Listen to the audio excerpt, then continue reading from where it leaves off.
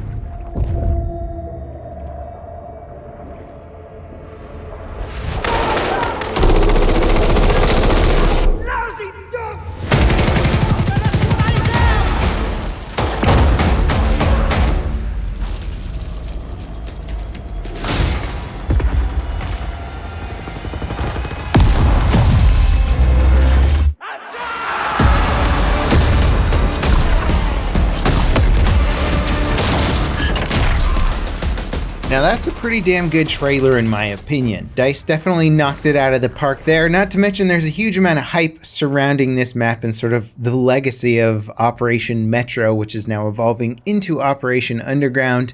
DICE seems like they're certainly doing that legacy justice.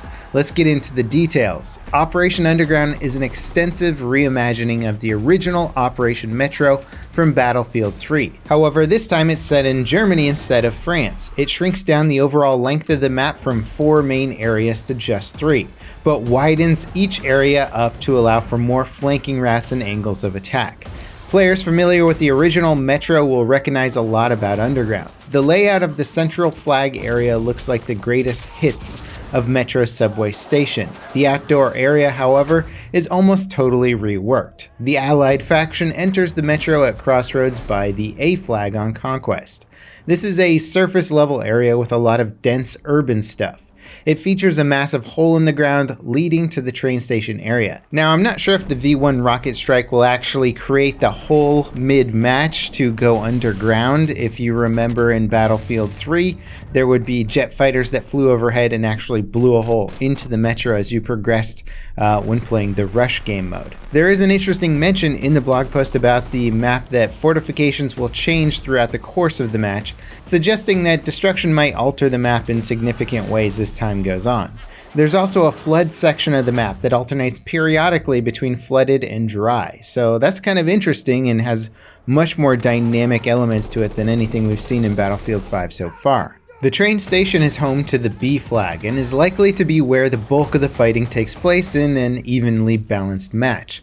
The Allies have immediate access to the tunnels, but the Axis forces control a very powerful overhead ticket booth position. Windows looking down at the train tracks will give Axis soldiers a big advantage in opening moments of the match.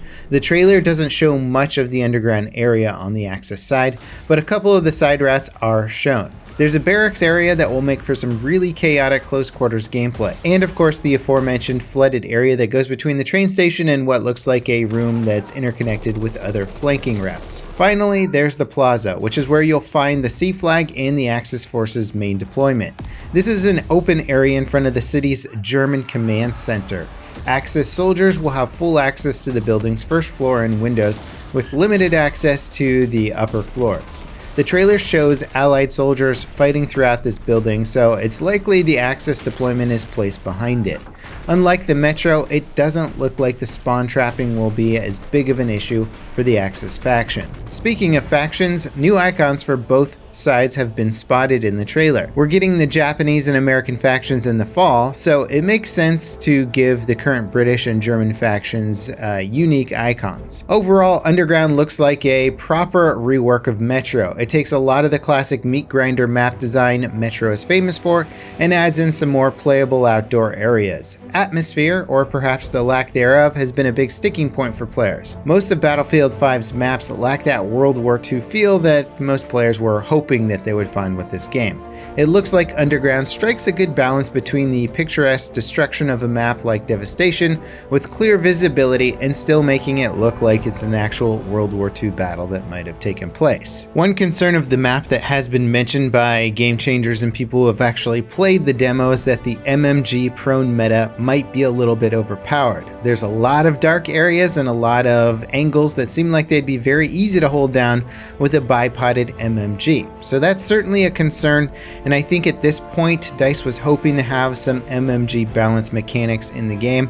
However, they seem to have been pulled from the 4.6 patch. Regardless, it'll be interesting to see what kind of effect an MMG has on sort of the classic meat grinder style of gameplay that was offered in Operation Metro. As for weapons, the trailer itself didn't really show off any new ones. That said, Battlefest kicks off with the map's launch. This is a series of weekly challenges players can complete through the month of October to unlock new weapons and cosmetics. Week 1 will be the Madsim MG machine gun and the battered epic skin for it. Week 2 will bring Rush to Operation Underground and give players the chance to unlock a skin for the Sturmgeschütz 4 tank called Captain Hadlow. Week 3 will offer the Trench Carbine, and Week 4 will bring the first community mission for Battlefield 5. If the entire Battlefield 5 player base manages to get 100 million kills or assists in Week 4, the Fliegerfaust anti-air rocket launcher will unlock for everyone.